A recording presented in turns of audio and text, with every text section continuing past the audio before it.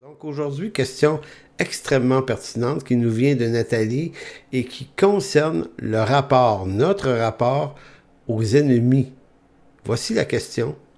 La parole me commande de bénir mes ennemis, de faire du bien à ceux qui me persécutent, selon Romains 12, 14 notamment.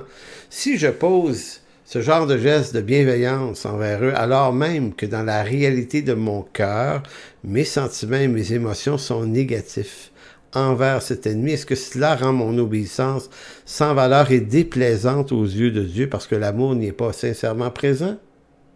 Ces émotions négatives sont-elles des péchés ou des manifestations de ma vieille chair que je devrais ignorer en attendant que par la grâce de Dieu, Dieu change mon cœur et me donne un amour sincère envers mon ennemi?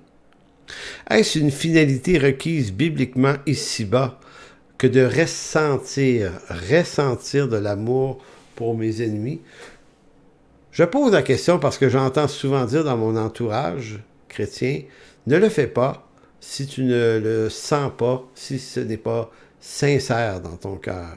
Alors, quelle est votre compréhension de ce qui devrait englober mon obéissance par rapport à aimer mes ennemis? Donc, vous voyez là, l'intérêt de la question de Nathalie est vraiment bien parce que, évidemment, on parle de sincérité et si on pense que l'amour, c'est une affaire de sincérité, de bonnes émotions, ben c'est là on va se tromper. Donc, le problème vient de ce que l'on croit dans le siècle présent, que l'amour se résume par l'expression d'émotions sincères. Aujourd'hui, là, aimer, c'est ressentir.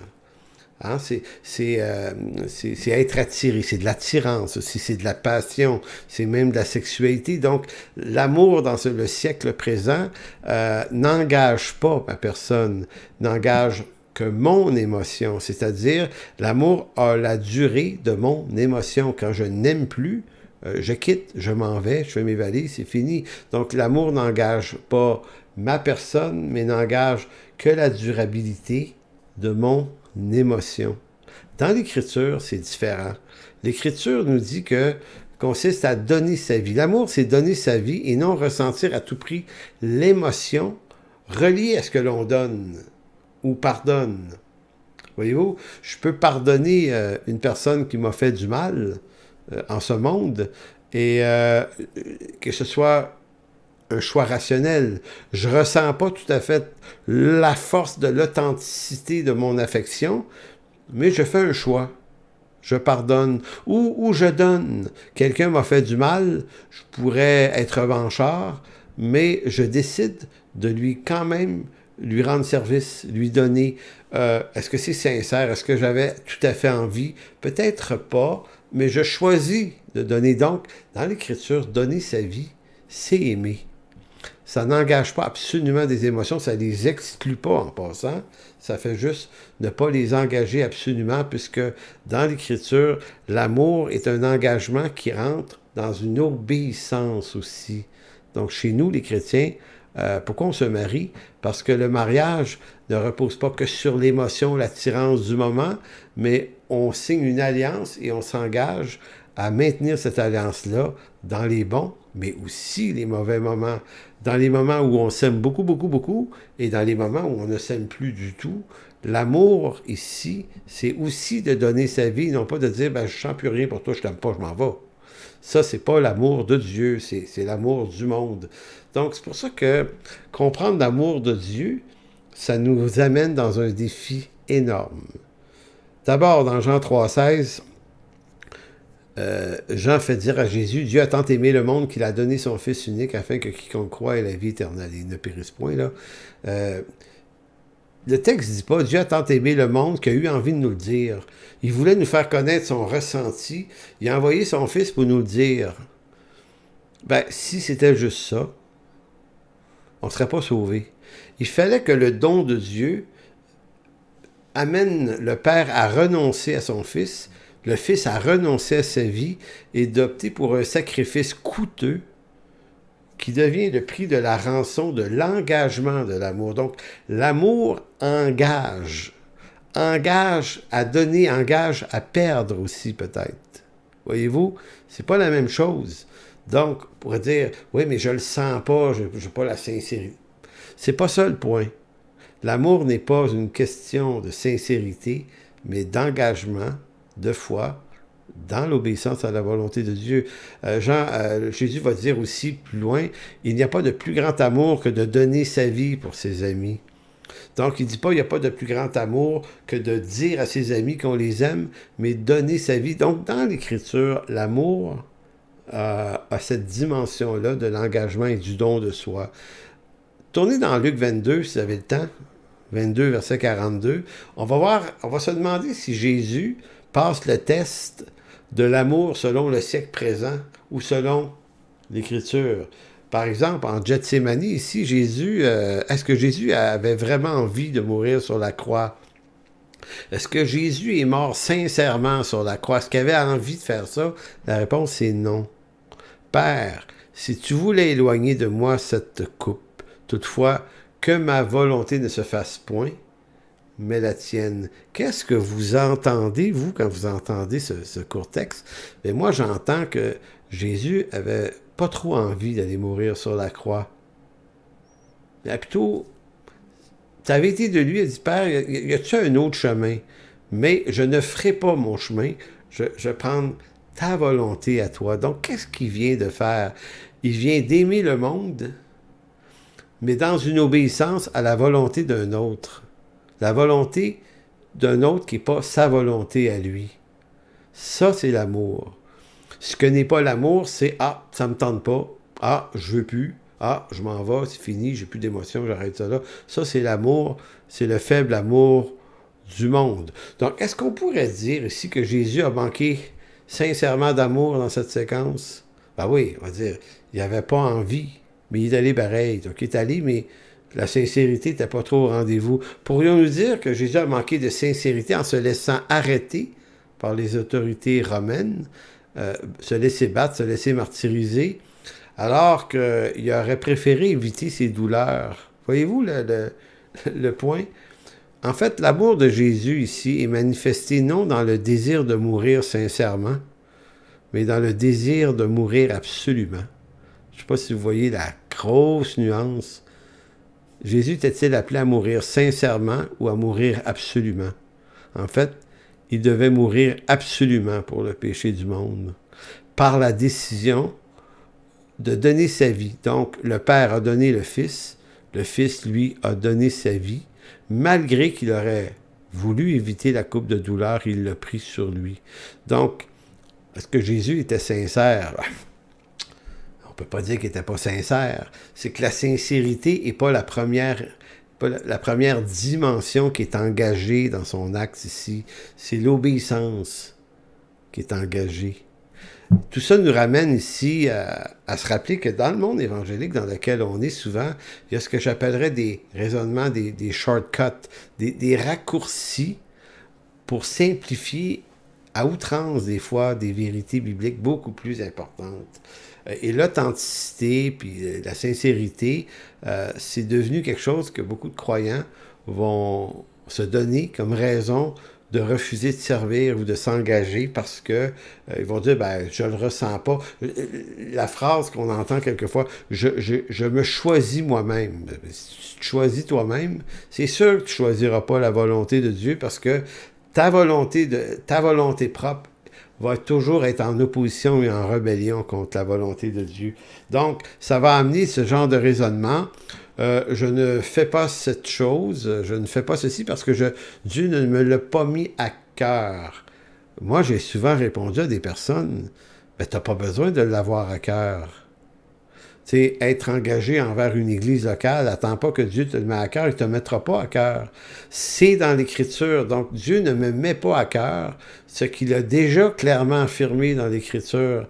Donc, pourquoi je veux que Dieu me le mette à cœur? Parce que je suis contaminé par l'idée que je voudrais que Dieu me donne l'émotion positive pour que je n'aie pas à m'engager. Alors que Dieu dit, c'est pas une émotion positive et sincère que tu as besoin, c'est un renoncement et un engagement. Donc, attends pas de l'avoir à cœur.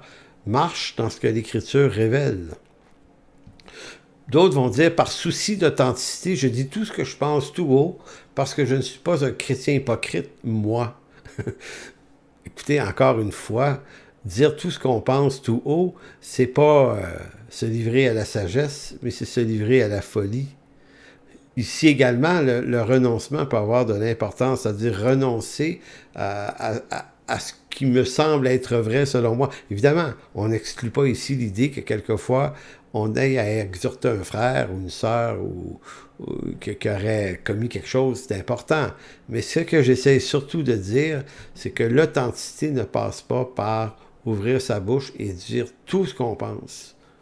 Ça fait partie de la sagesse de retenir. Tu sais, le sage retient sa folie, nous dit le livre des Proverbes. L'insensé la lance. D'autres vont dire, ben, puis ça c'est un exemple là, que j'ai pensé, je donne à mon Église des offrandes quand Dieu me le met à cœur, ou si Dieu me le met à cœur. Ici encore, j'ai pas besoin de l'avoir à cœur, j'ai juste besoin de suivre l'Écriture qui me recommande de soutenir l'œuvre de Dieu. Je peux pas dire, oui, mais moi, je la soutiens dans mon cœur. Moi, je la soutiens plutôt en prière. Moi, je la soutiens par mon implication. Ben, merci, c'est bien utile. Mais, voyez-vous, c'est ça que j'appelle des raisonnements facilitateurs, des shortcuts. Au fond, si je veux rien donner à mon Église, je suis juste en train de dire que j'obéis à mon cœur et à Mammon dans mon cœur qui me dit, garde donc ça pour toi, t'en as besoin bien plus. Et voilà, c'est encore là, ce sont des raisonnements facilitateur. Donc la séduction, dans ce genre de raisonnement, est énorme ici parce que c'est plus la volonté de Dieu qui mène ma vie et nourrit mon obéissance, mais c'est mon propre cœur. Donc, le cœur est tortueux par-dessus tout, qui peut le connaître, il est méchant, dit Jérémie 17,9.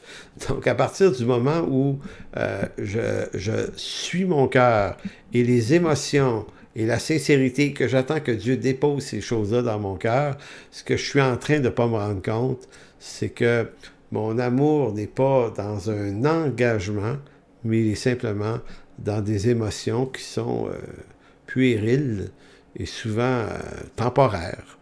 Je vais aimer autant que ça va me le dire. Donc, notre engagement envers Dieu ne repose pas sur notre authenticité, mais sur notre obéissance, même si le cœur n'y est pas pleinement engagé. C'est pas le cœur qui doit être engagé, c'est ma personne.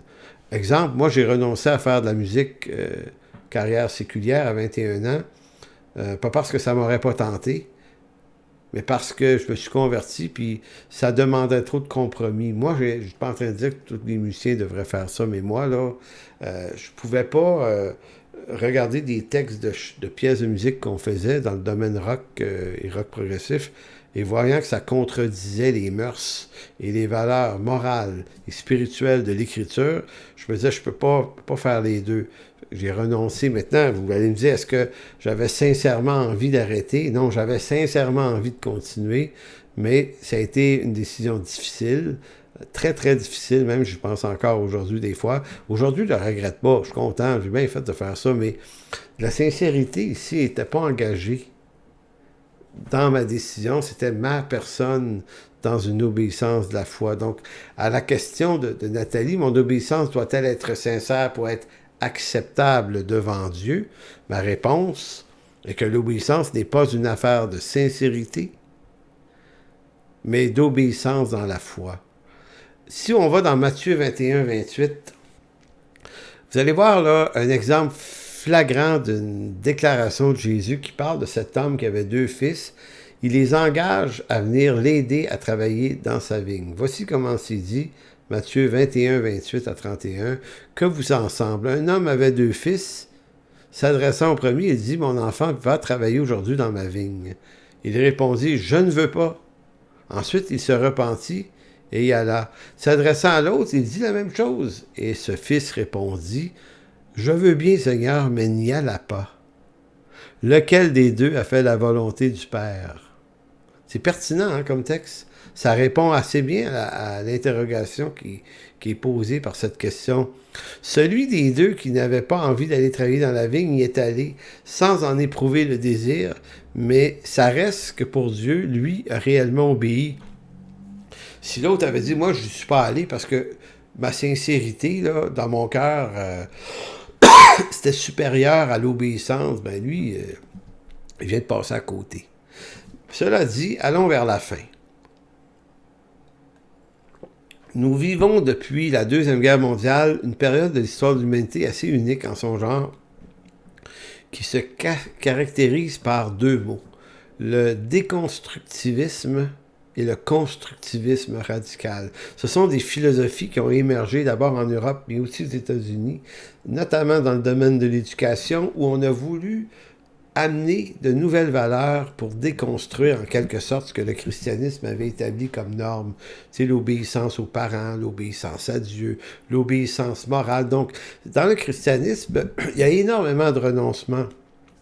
Le christianisme, c'est choisir de ne pas répondre à toutes ses pulsions, mais d'obéir à Dieu et voir les pulsions, en tout cas celles qui sont pécheresses, comme des choses redoutablement destructive, si on veut. Bon, moi, je pense que c'est ça qui est juste. Maintenant, ce monde, lui, a renversé ça, puis a dit non, l'homme doit se construire lui-même ses propres convictions, suivre son propre cœur. Chez les artistes, c'est très, très fréquent. Suis ton propre cœur. Tu vas y arriver, suivre ton... Mais ça, l'Écriture, elle dit pas de suivre ton cœur, elle dit de suivre le Seigneur. Pas pareil.